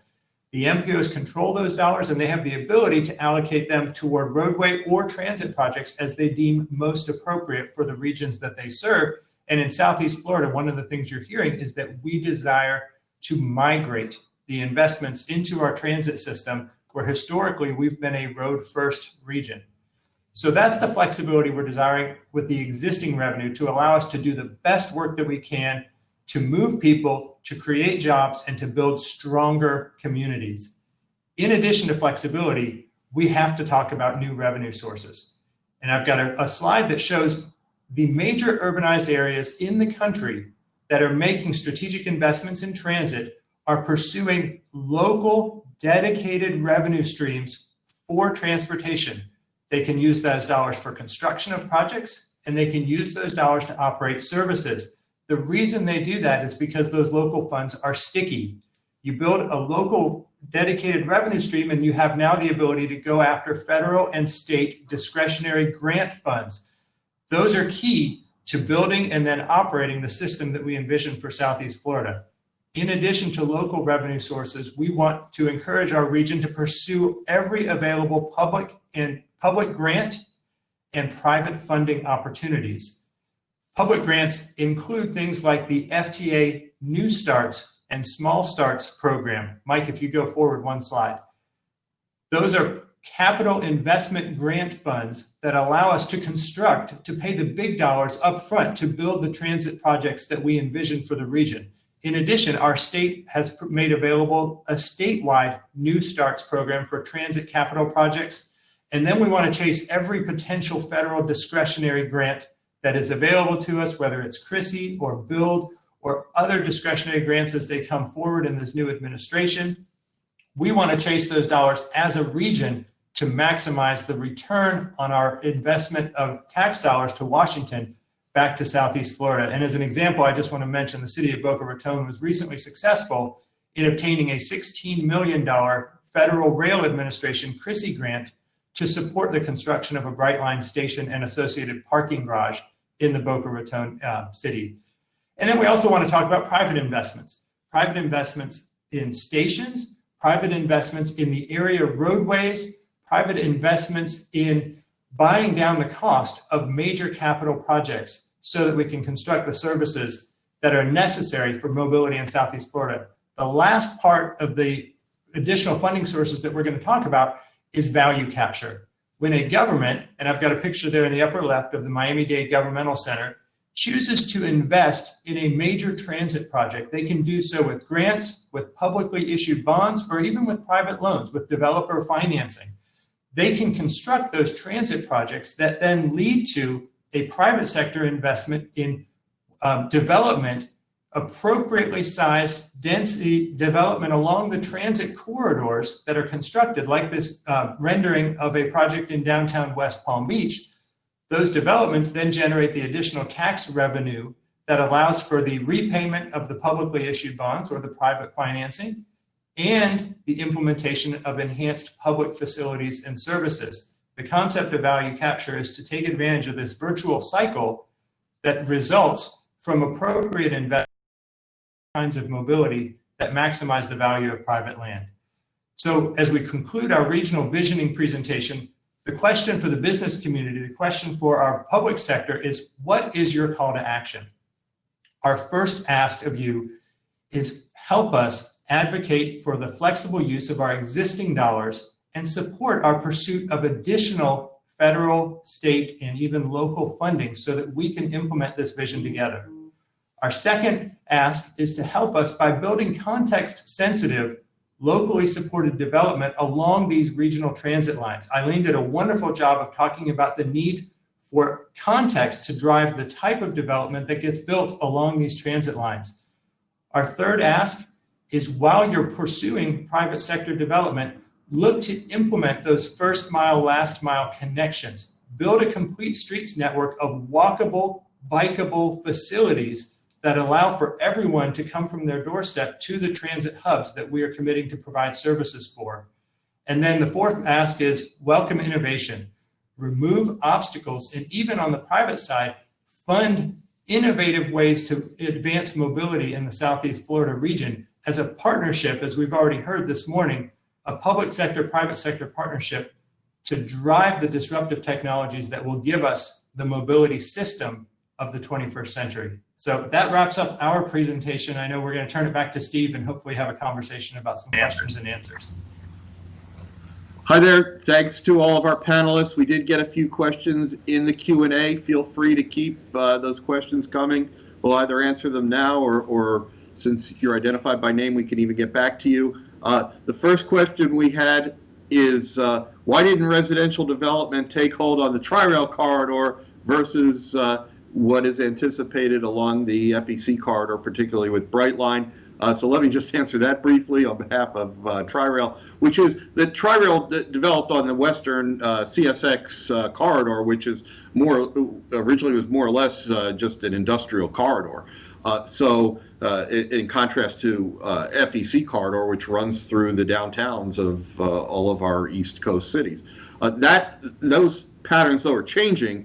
And in fact, timely question, because this week, SFRTA is issuing the first in a series of RFPs, which we encourage anyone in the development community to look at, to propose TOD, transit-oriented developments, at our stations, where we own property next to our stations. We're starting with our Boca Raton station, but we will be rolling out RFPs for 79th Street down in Miami, for Cypress Creek, for Boynton Beach over the next couple of months and beyond. So encourage you to look at that, because the future on our corridor is mixing residential with our transit. Another question we had, why don't we ask Nick to take a stab at this one? So what plans do we have to, as our questioner put it, push people out of cars and onto an expanded transit system? I'll take a stab at that as well, but Nick, maybe you want to respond to that. Sure. No, I think recognize as steward of public resources is that infrastructure is the idea that we have, and I'm getting feedback, so maybe you turn your mic off, that helps. The idea is the projects that we invest in, the services that we invest in, promote the behaviors that we desire to see in our communities. And so it's kind of like the MC Escher graphic where the two hands are drawing one another. What you're trying to do is identify and then invest in the transportation projects and services that promote the behaviors you want, and then work with the private sector to build the development patterns that support the investment in those types of systems. And ultimately, they complement one another to provide a mobility system that works seamlessly. Let me just add to that we don't. A lot of times we in our industry get accused of wanting to push everyone into public transit. That's not the case, especially down here in South Florida. We know we are a car-centric area here, but the more we can encourage these alternatives, not only benefits, in my view, those who are actually taking public transit, but also takes any number of cars off of the road. Tri-Rail, we estimate we take the equivalent of up to 1 lane of traffic off of I-95 each and every day. So that, of course, helps everyone. And the way that though we encourage people to ride public transit ultimately is to provide that affordable and convenient transportation. We're going to be encouraging that, of course, by pursuing Tri-Rail Coastal Link through, as I mentioned, the downtowns, as an extension of our existing service. I tell folks, just ride transit once, figure it out once. A lot of people have some anxiety in how to purchase a ticket, I guess. Do it once, and I can assure you, you'll get hooked on it. I've been a daily rider of Tri-Rail for over 10 years now, and if it's convenient for you, you'll do it. If it's not, you will obviously avail yourself of your car, but that hopefully those roads will have less traffic on them because of the commitment to public transit in this region. So let's, unless any of the other panelists want to chime in on that, I'll give Greg or Eileen a shot at our next question, which is, do we plan climate resilience into our transit hubs? So let's see if I can find the actual question, but I guess, yes,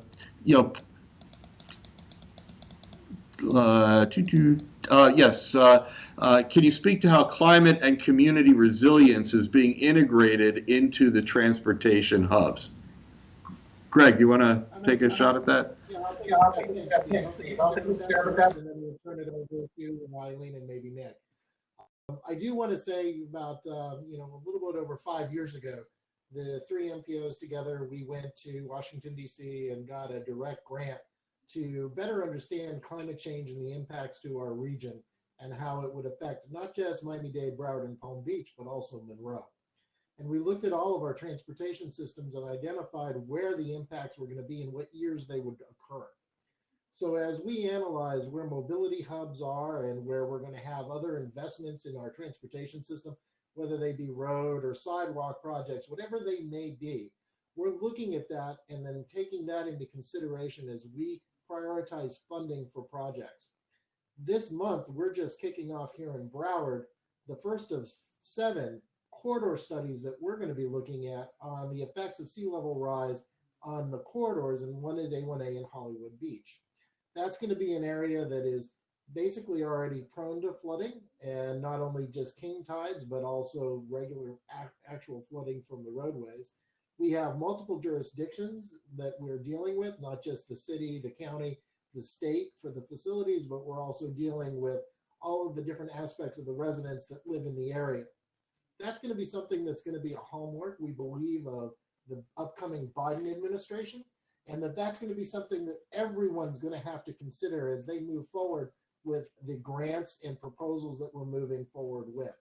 Part of having a long-term vision and a long-term strategy doesn't mean that today we will elevate a road and tomorrow we'll elevate another system of the transportation program. But it does mean over the long term, the 50-year horizon, that we'll actually be taking into consideration what's going to affect our communities. When A1A washed out in Fort Lauderdale due to Hurricane Sandy, which led to the acquisition of the funds from Washington to do this particular study I was referring to earlier, that roadway was actually designed to flood multiple times over the next several decades and then still be able to be reused. Right now, that roadway serves a bus route. Several bus routes and community shuttles operate on that roadway. We recognize that there's going to be facilities that we'll eventually need to abandon, but right now we know what we can do to strengthen our communities and our infrastructure necessary to continue to move our population in areas that are threatened by the climate change issue. And with that, I'm going to turn it over to Eileen if she wants to build a little bit further on that.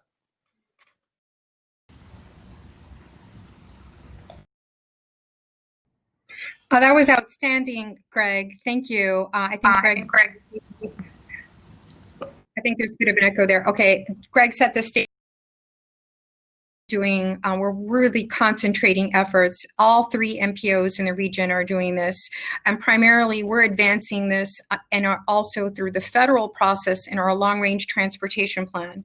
All of us recently adopted the new forecast, the updated long-range transportation plan, and in Miami-Dade County, we work very close with the Chief Resilience Officer who has quite a detailed plan to integrate these type of solutions along our transportation corridors. So all of our transportation corridors, the SMART plan, are reflected in the county's plan, as well as the county's policies are in our long-range transportation plan. Why is that important? Because as we move these investments forward, we have to have a base understanding and approach to how we're implementing our transit-oriented communities in a very resilient, successful way. That earlier question as to why residential communities haven't really popped up in certain areas or why they pop up in certain areas versus others is linked to this issue as well. And that's why you find our region moving more towards transit-oriented community as opposed to our prior transit-oriented development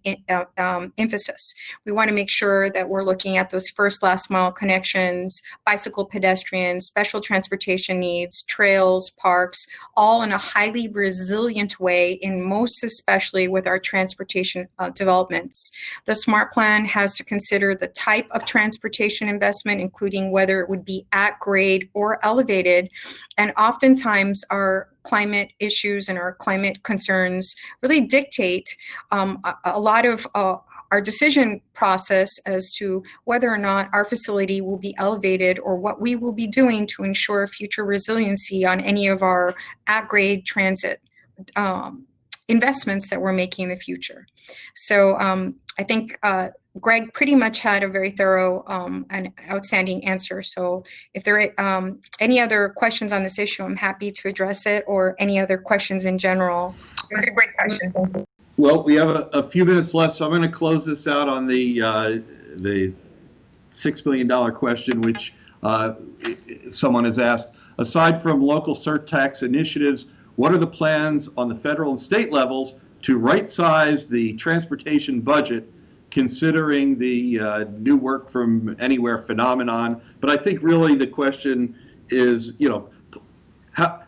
given Nick's ambitious presentation on what funding is going to be required, how do we intend to actually accomplish that? Now, I'll kick off by saying that one thing that's been very instructive about, and the four of us talk all the time, but in preparing this presentation was how do we get the business community involved, and what is exactly our plan of action? So I volunteered over at SFRTA to put together with my colleagues a program, but not only where we specify what our asks are of the legislature, of Congress, but beyond that, to get the business community, the citizens groups, and others joining us arm in arm. That's worked out successfully on very local projects when Palm Beach County goes to Tallahassee, when Broward on Broward Days goes to Tallahassee, when Miami-Dade lobbies on their issues. But collectively, we need that program. So, and by the way, I was on a webinar recently that was presented by Caltrain, which is the commuter railroad San Francisco to San Jose, where they actually got permission by the legislature to conduct a referendum among all three counties to provide a funding source for the commuter train. So, there's hope, at least in California. So I'll ask any of our panelists if they want to jump in and talk about efforts to and the need to right-size the transportation budget to better reflect the needs of South Florida to diversify its transportation network. No takers. Steve, I'll jump in, and then I want to turn it to Nick and Eileen, because this is actually an important subject. Nick's presentation is our presentation together. We all believe that we need the flexibility in our funding. Right now, our partnership in Washington, D.C. is very strong. We're able to go to Washington and they're delivering dollars down to Tallahassee and then to us that we need. What the flexibility that Nick was referring to in the presentation is actually what happens in Tallahassee. It's the 50% must go to this. It's the requirements that are added to the federal dollars that put ears on things that make us have to spend the money on our roadway network. Eileen mentioned in her presentation the Northwest or the North Corridor, where we need the flexibility of the funds. We're not asking for new money. We're actually just asking for the existing money to be repurposed, or not repurposed, liberalized for region's needs. So that way we're not building another lane on 95 and another lane on 595 and another lane on I-75 ad nauseum. We need to be able to take the money that we get and focus it on new transportation sources. And with that, I want to turn it over to Nick, and then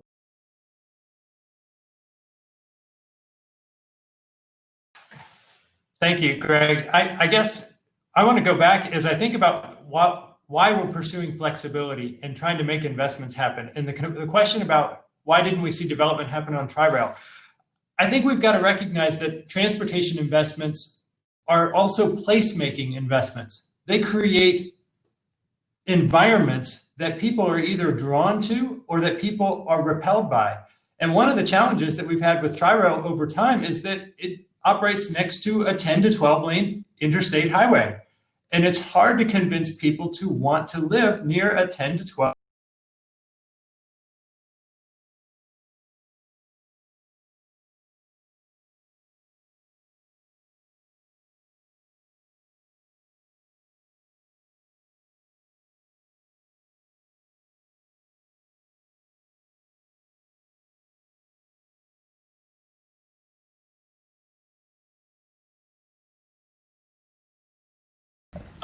Have we lost? Did we lose Nick there? Maybe I just did. Well, in any case, we've come to the conclusion of our part of the program. So let me thank my wonderful colleagues again, and ULI and the city and the chamber for all sponsoring this transportation summit. And we will be, I can assure you, continuing the dialogue. Thank you. Thanks, Julie. Thank you all very much, especially for creating such a smooth way of handling all of those incredibly difficult tech glitches. Thank you.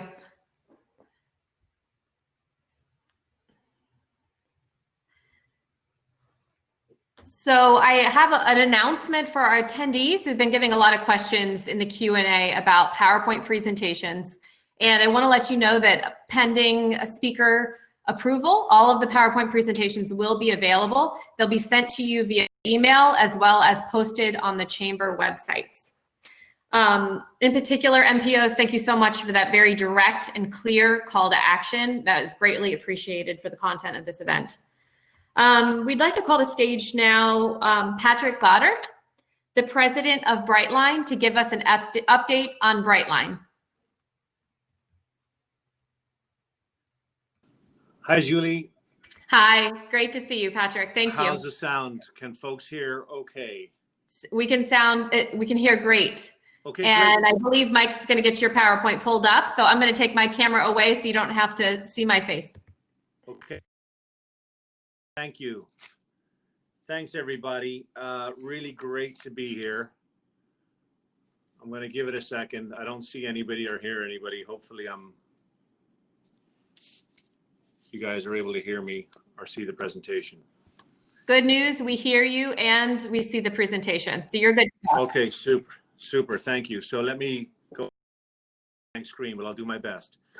Okay, so this was a really interesting discussion to listen to, and I appreciate the earlier words of the mayor, and also the team, Nick, Greg, Aileen.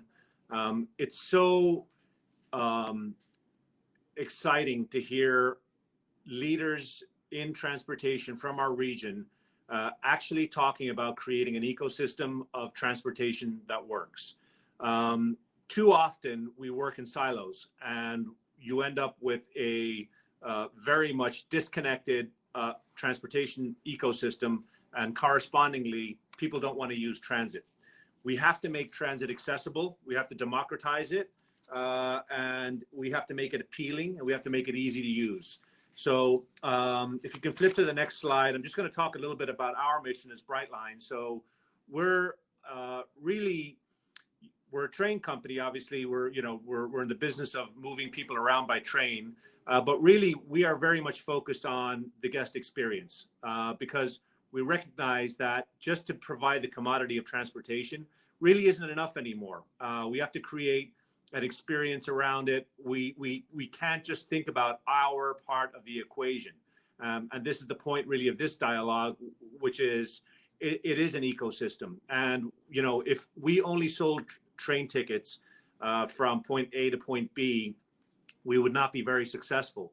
And that is why we've spent a lot of time and energy coordinating with groups like the MPOs and the various transit agencies to ensure that people can get to and from our stations. We're really in the intercity express rail business. We want to move people from city to city.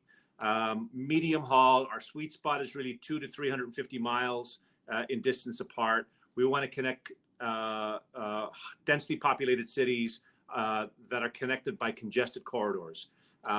So we want to take care of that medium haul, hub to hub transportation. Currently, obviously, we started our business here in Florida, and we're expanding. Our first expansion outside of Florida is going to be LA to Vegas. But we think that there are several corridors around the United States that need a system like Brightline, where it's, you know, falls into the category of too short to fly but too long to drive, or too irritating to drive. Miami or South Florida to Central Florida is a perfect example of that. We were operational between Miami and West Palm Beach. We're temporarily shut down as a result of the pandemic. We're constantly reevaluating when we might want to open. I mean, traffic levels are pretty much back to where they were pre-COVID. But we'd like to see the cruise industry back. We'd like to see the airports busy again. We'd like to see hotel occupancies up again. As we all know, this is a, you know, leisure-based market, you know, sporting events, concerts. We want to see all of that ramping back up again. And I think, you know, what I am optimistic about, and we'll talk about COVID impact in a minute, is Florida is like the Teflon state. It is capable of rebounding very quickly after a recession, and I believe that it will be no different in this situation. Specifically, I think, you know, agree or disagree, as a result of the governor's actions, not only is there more commerce and more people coming back to offices in Florida, but there is a significant migration from the Northeast and places like Chicago to Florida. So we think that the long-term outlook for transportation is extremely positive. So we're looking forward to reopening. We'd like to open the business back up as soon as we can. In the meantime, our project has not stopped from a construction perspective. It's been fully funded. We've been working on construction between West Palm and Orlando. That's expected to be delivered towards the end of 2022. You may have heard that we announced an expansion from the airport station in Orlando out to Walt Disney World. We'll be arriving into Disney Springs. So that's a significant development for us. We're also building stations at the Port of Miami, Aventura, and Boca. So, you know, in the last 8 months, we've tried to make some lemonade out of the COVID lemons we were handed in March, and advance a bunch of strategic initiatives so that we could, you know, come back even better and stronger than we were before. You can go to the next slide just to talk about our Florida project in a little bit more detail. You know, as I said, we're rocking and rolling on construction. We're working on these additional stations. We've invested about $2.7 billion on this phase 2 piece. We're about 45% complete from West Palm up to Orlando. Got 1,000 people out there working every day. COVID has not impacted our construction schedule at all. And the only one thing I would add is we are now, you know, we've always planned an expansion to Tampa. We're now really looking at, you know, station locations and having a dialogue with that community about how the transportation plans for Tampa can integrate with our hub. So again, our job is to get people from hub to hub, and then we want to work with the public sector and the private sector on how do we then get people, you know, distributed at each hub. How do we get feeders into the station, and how do we get distributors out of the station? How do we create that network of different transportation systems to get people where they want to go and get people from where they are to the stations? You can go to the next slide. So again, just emphasizing why Florida is such a phenomenal market for intercity high-speed rail. The state of Florida, again, this is sort of pre-COVID, but again, we're expecting Florida to get right back to where it was. You've got, you know, third most populous state in the country, half of the population lives along our corridor, the FEC corridor. Highly congested roads. It's one of the most, congested urban areas in the U.S., particularly South Florida, as you all know.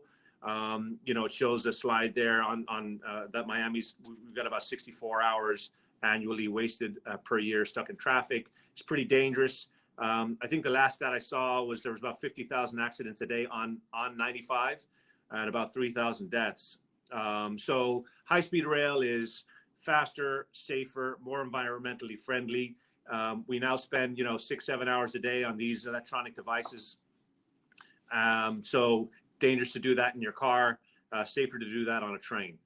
So for all the reasons that, my colleague Steve Abrams mentioned, train travel has a number of benefits.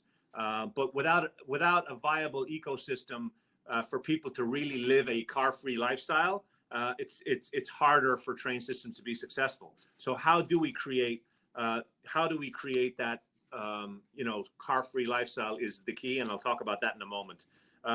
Flip to the next slide. I talked about this a moment ago. Again, I don't think COVID has significant long-term impacts to the Floridian economy and to the mobility needs. With all of these new people now migrating to South Florida and Central Florida, but particularly South Florida, I think we were already at 1,000 people a day, and I think that number's gone up a couple of hundred. So, there's going to be more congestion. We cannot build more asphalt on I-95. It's just not practical. So we have to figure out how people can move around using other modalities around South Florida. So I think, again, there are high expectations for a rapid rebound in South Florida. I think it's going to be very quicker than we all expect.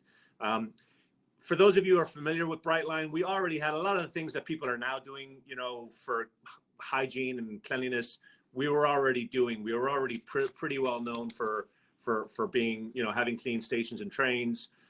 We have a very high standards for hygiene already. Everything is already touch-free. Our bathrooms are touch-free on the trains and in the stations. The app obviously was touch-free. We didn't take cash, so ticketing was touchless. Access to the stations and the platforms was touchless. We've got very ample, space in our waiting areas.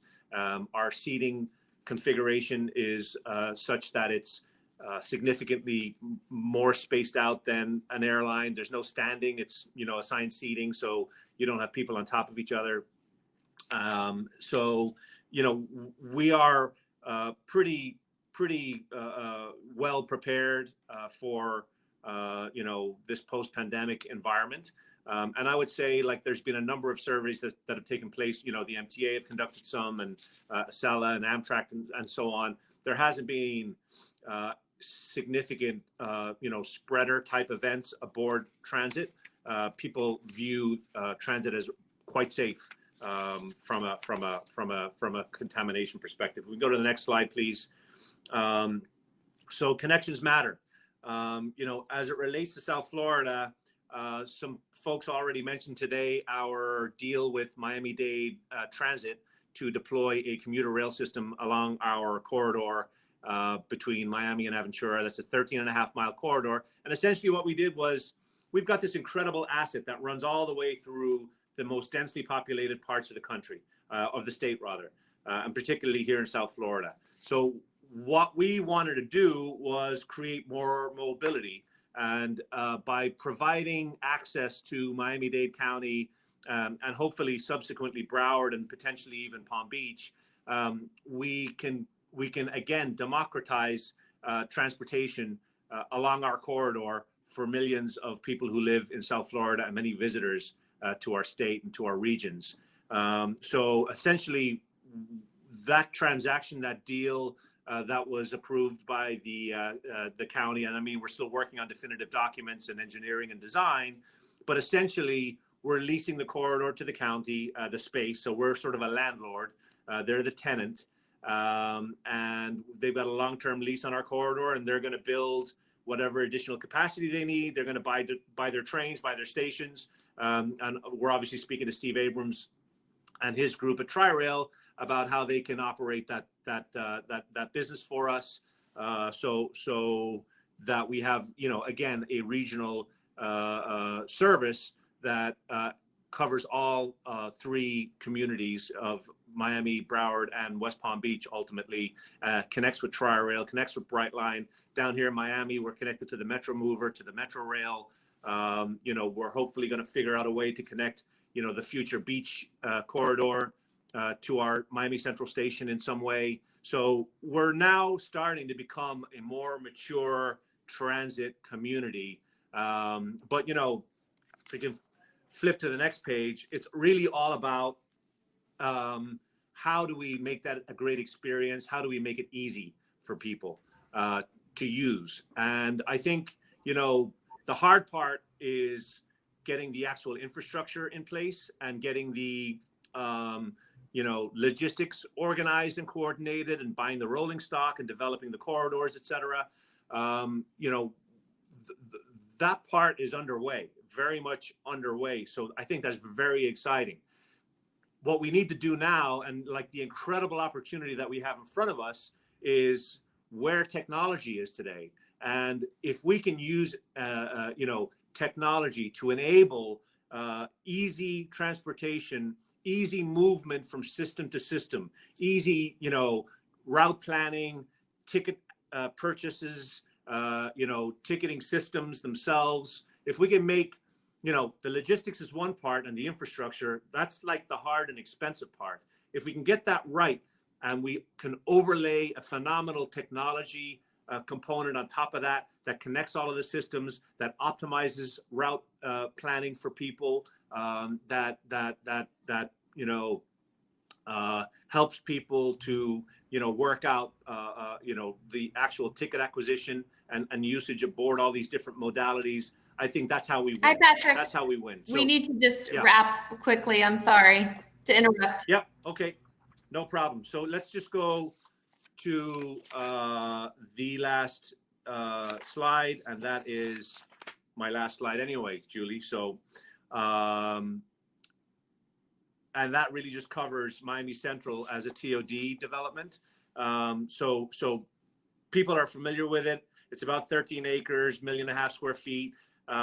This is the type of thing that we can build around our stations, but with the advent of all of these new systems that we're talking about, and commuter rail systems, I think that represents a huge opportunity for local developers. And again, I think overlaying technology on top of that, and thinking about smart cities and how they interface with transportation is how we change the region for good. That's all I have. Thank you.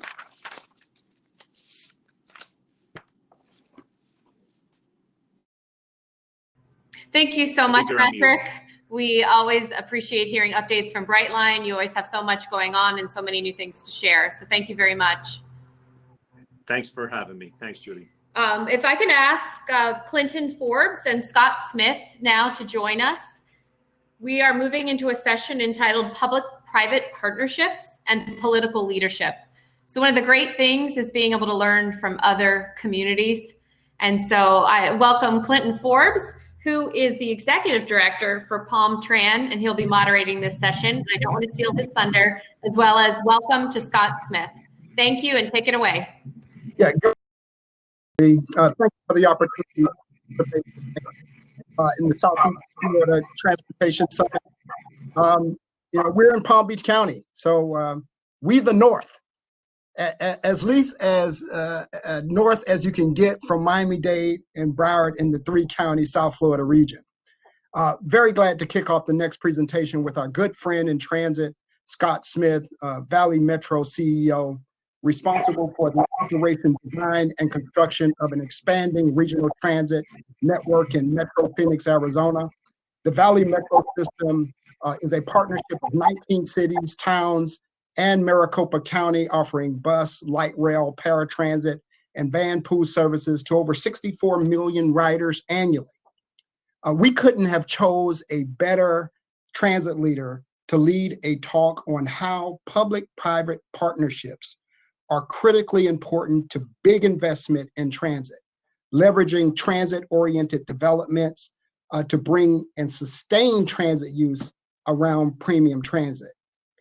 I believe that major infrastructure requires a handoff from political leadership to executive leadership in order to be successful.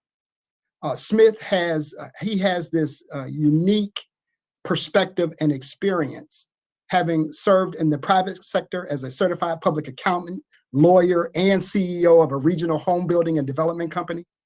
Political experience, he was the mayor of Mesa and president of the U.S. Conference of Mayors at that time, and now a bureaucrat. He brings his talents to the transit industry, leading Valley Metro. But I know Scott, and I can't consider him a bureaucrat. He is a dedicated public servant, a straight talker with tremendous passion for public transportation. And without further ado, please join us in welcoming Scott Smith, CEO of Valley Metro. Thank you, Clinton. And being a non-bureaucrat bureaucrat, I think is a mixed blessing. So I appreciate that compliment. I hope that this is sharing appropriately. Let me get this going. There we go. First of all, I appreciate what you're going through. I just wanted to give you a little bit of a background as to who we are here at Valley Metro and who we are here in Phoenix, because in many ways we couldn't be different than South Florida, but in other ways we are twin brothers, sisters of different mothers. It's really interesting the difference and yet the similarities. For one thing, I think we have a few more mountains than you do here in Florida, but we are a desert community. We just hit 110 days yesterday with no rain, believe it or not. And so we deal with this desert community in a growing, thriving region, as Clinton said, that includes a multitude of communities that have all grown together. A couple of things that Phoenix is really known for. One thing you might not know, and actually the first golden arches in the entire country was built here in Phoenix, Arizona. Yes, even though McDonald's started in Southern California, the first golden arches building was right along Central Avenue in Phoenix, but we're also known for things like South Florida is known for. Yeah, you could take that picture anywhere in either Florida or Arizona, and I'm sure it would look very similar. Sprawl is here. We're known for our clogged freeways and for traffic. And the question is, how does this relate to building of a public transportation? We've also grown incredibly fast. As you can see, just 35 years ago, we were less than half the size, almost a third the size that we are now. And we're continuing to grow. Last year, Maricopa County was the second fastest growing county in the country, and Phoenix was the second fastest growing. People continue to come here for opportunity, the weather, and many other things. And so who are we? Valley Metro. Clinton gave just a short little background as to who we are. But really, we are the regional transportation agency, although we're a sort of a hodgepodge. We have a lot of local. The city of Phoenix handles a lot of buses and everything. But here's some operating statistics. We truly are a 24/7 system with bus, rapid transit, express routes, also light rail and van pools and everything that a regional transportation system owns. But we're going to focus on high capacity transit because that's the big question as to how we go forward. Because there's no doubt that the discussion about transit in Phoenix very often centers around rail. Why?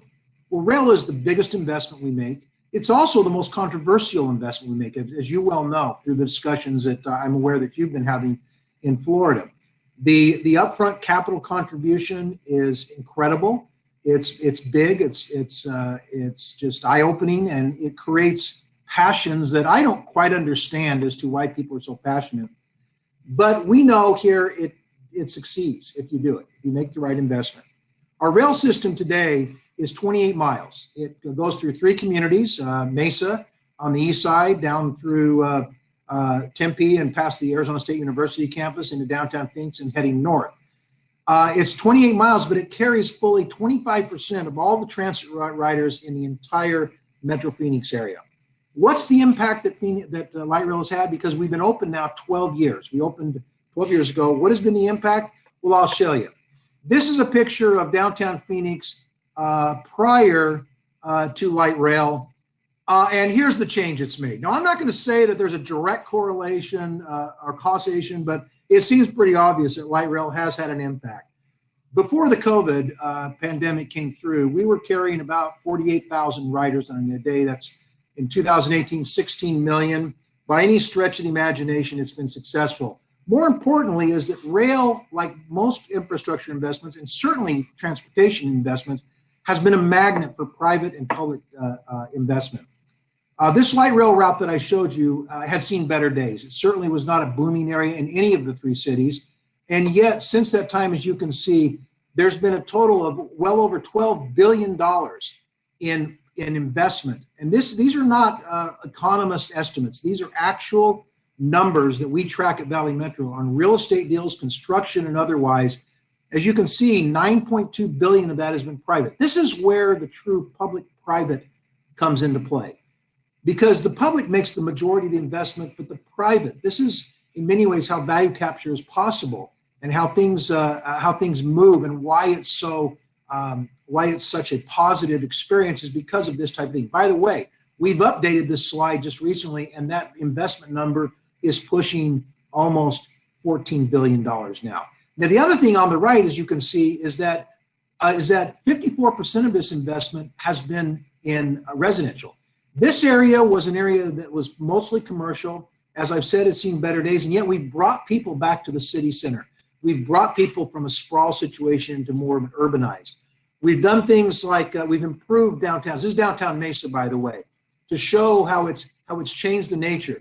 We've created TOD that didn't exist. This was a vacant lot on the corner of a street corner in Tempe. And you can see things where we actually have created a truly urbanized environment that did not exist. This is where old apartment buildings used to be.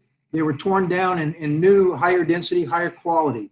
We truly believe that we are building communities, we're connecting communities, and we're enhancing lives. As I've said, we just celebrated our 12th anniversary of opening, and we started out small, but we have grown. We started out at 20 miles, and now we're looking at expansion that has taken place over the last 12 years and future expansion. Another map of our existing system, 28 miles. But in less than 4 years, we think that system will grow, that system will grow to almost 40 miles. It'll also transition from a one-line system into a two-line system.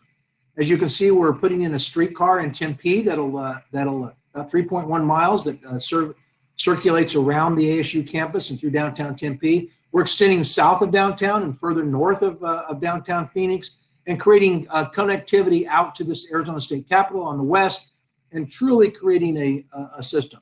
But the question is, how did we get there? These things are not easy. I've shown you the growth that has happened in Metro Phoenix since 1985, when the first idea of creating a high-capacity transit came through. And it was a tough sell. As a matter of fact, there was an election in 1989, which was a spectacular failure. It went down in flames because it was overly ambitious. And we weren't, frankly, quite ready. We hadn't completed our freeway system. Our bus system was in infancy. As you can see, only 343 vehicles. So we had to let transit sort of catch on and growth to happen before we could talk about high-capacity transit. Now we're up over almost 4.8 million in the metro area. I think that's the 11th or 12th largest metro area in the country. And this is not an easy thing. As you can see, the initial project planning for the system we currently have, the ideas began in 1985, but the actual planning started in 1996. And we weren't open for operations the first 20 miles until 2008. So it was 12 years. This is a difficult process that is more like a marathon than it is a sprint. During that time, there was construction and a lot of disruption. These are not easy projects to build. As you can see, most of our light rail goes down city streets and within the right of way. And so there's a lot of disruption to businesses, to traffic, to other things that we've had to work through for the last dozen years. And it always hasn't been easy. Even after the system was in and we understood that the people had embraced it, as you can see, 16 million riders a year is no small amount. We're not New York, but we're certainly not a slouchy system either. And the debate has continued even as recently as last year, August of 2019. There was an initiative in the city of Phoenix where a group went out and got signatures trying to repurpose transportation funds from light rail to paving streets. That's a pretty attractive option to tell people, I'll fix your potholes or we'll build more light rail. Phoenix had approved an expanded transportation tax in 2015, and this was a direct attack on that, and it would have basically shut down our light rail project. It was a test. It was the only time that rail itself had been on the ballot without other projects and other sort of cafeteria plan initiatives that were in there. And the citizens of Phoenix voted overwhelmingly, 65 to 35, to support light rail. As one pundit put, the debate over light rail in Phoenix, Arizona is done. It's over. The community resoundingly defeated this effort to kill light rail, which shows you that it's gotten broad community support. And that was noted because it was a pivotal election nationwide. There was a lot of interest from outside groups and those that don't like high capacity transit, especially rail. And so they put a lot of money, a lot of effort into this, and it failed miserably. So how do we fund our light rail? Our transit revenues come from a variety of areas. For us, we don't get any state aid at all. There's a lot of local and regional funds, regional tax, half-cent sales tax,